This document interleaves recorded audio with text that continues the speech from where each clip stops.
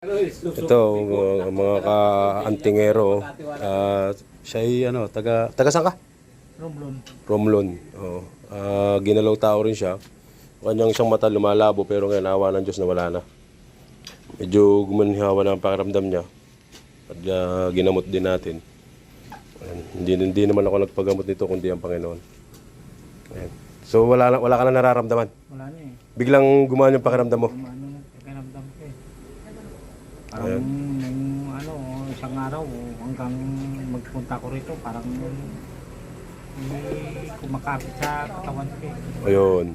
Ngayon wala na? Wala na eh. Yung totoo, hindi... Oo. Ayun. Yung mata niya lumalabo, pansin nyo. Pero bukas yan, normal na yung mata niya bukas. So pasalamat ka sa Panginoon. Huwag sa akin. Ayun. Ano masasabi mo, kuya? Maganda eh. Maganda yung pakiramdam ko eh. Nawala yung bigat, no? Mm. Ayan po. Simula nung ginamot ko ngayon. Ngayon ko lang po siya ginamot. Walang Diyos. Pinagaling siya ng Panginoon. Di naman po ako. Ayan. God bless po sa atin lahat. At lagi po tayo mag-ingat at magdasal sa araw-araw. Thank you.